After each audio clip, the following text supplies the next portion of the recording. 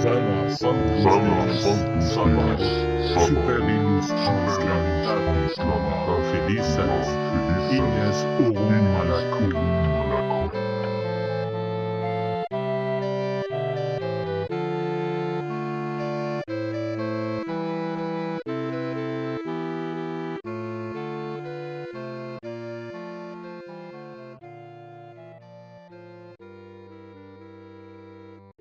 Parle, parle donc à ta dame pour qu'elle apaise ta soif de comprendre par le mouvement bienfaisant de ses lèvres.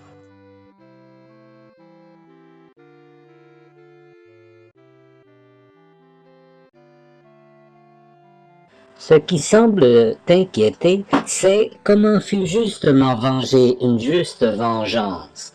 Mais je vais débarrasser ton esprit de ce doute. Écoute bien, car mes paroles sont d'une grande vérité.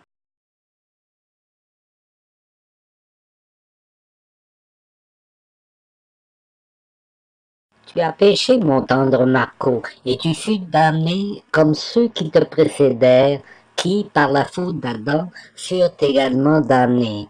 Par ton péché, tu damnas également tes descendants, et tu persistas ainsi dans l'erreur, jusqu'à ce qu'il plût à Dieu de m'envoyer pour te sauver par un acte d'amour. Prête bien attention à mon raisonnement. Ta nature fut créée unie à celle de ton Créateur. Elle était alors pure et bonne, mais par ta faute, tu as été banni du paradis pour t'être détourné de la vérité et de ta destinée. Le châtiment qui me vit mourir sur le bûcher fut juste, car tu as péché et que tu es de nature humaine. Mais il fut injuste, puisque je suis de nature céleste et que je n'avais point péché en toi. De même acte sortirent des effets différents, et ma mort plut à Dieu aussi bien qu'à l'Église de France, qui voyait en moi une sorcière. Ne trouve donc pas si étrange que l'on te dise qu'une juste vengeance fut ensuite vengée par une juste cour. Mais je vois maintenant que de pensée en pensée, ton esprit erre et s'embrume et qu'il a grand désir d'être libéré. Je comprends bien ce que j'entends. Mais pourquoi Dieu a-t-il voulu que toi, Jeanne, tu meurs pour ma rédemption? Cela me reste caché. Ce décret, mon cher Marco, demeure impénétrable aux yeux de tous ceux dont l'intelligence n'a pas mûri aux flammes de l'amour.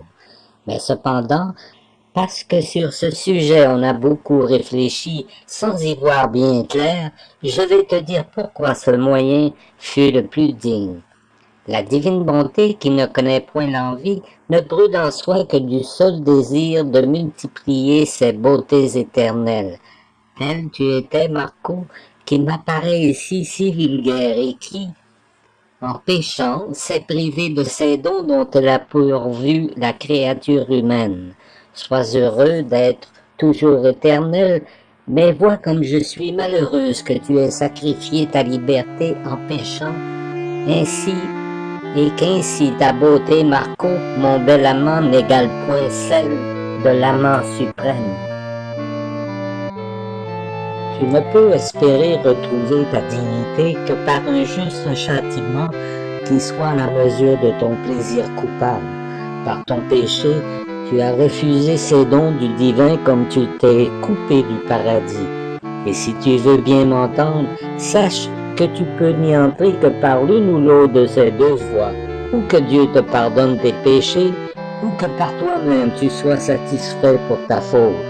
Essaie de saisir les desseins éternels si tu le veux, en suivant mon raisonnement d'aussi près que tu le peux. En voulant te mesurer à Dieu, tu as commis un péché d'orgueil infini, et il ne t'est plus possible d'aller aussi loin dans quelque acte d'humilité ou d'obéissance qui puisse racheter ta faute. C'est pourquoi Dieu seul peut te ramener à la dignité entière de ta vie en usant de voies qui lui sont propres par sa miséricorde par sa justice ou par les deux à la fois. Dis-moi, mon tendre Marco, quel acte d'amour aurait été plus grand pour moi de te pardonner ta faute ou de me sacrifier moi-même sur le bûcher afin de te rendre capable de relever toi-même?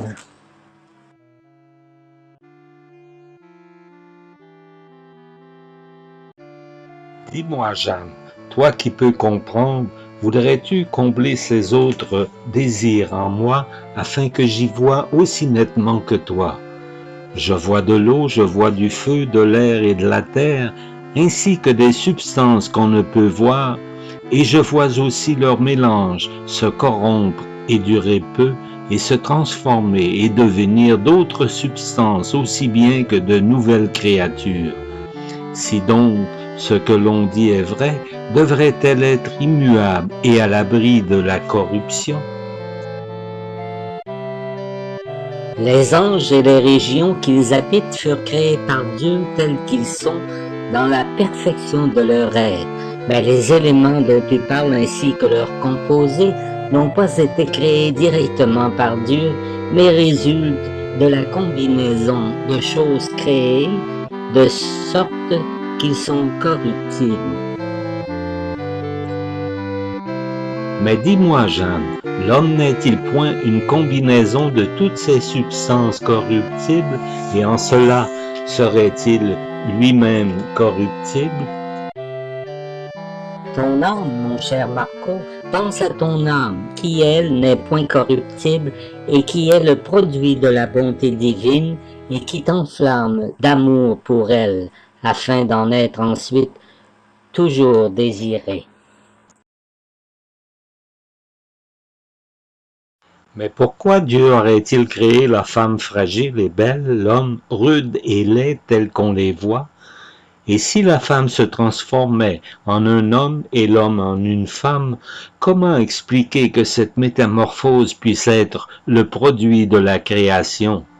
Serait-ce alors le cheminement normal de l'évolution, la combinaison aléatoire de toutes ces substances corruptibles, ou bien le produit d'une manipulation sociale, de sorte que l'homme serait lui-même corruptible? Voudrait-on y voir là un attentat au métier de Dieu, ou une simple erreur de calcul du Créateur, ou rien de tout cela, mais autre chose qui serait quoi dont je n'ai aucune idée? La procréation serait-elle une invention de Dieu ou un produit de la génération spontanée?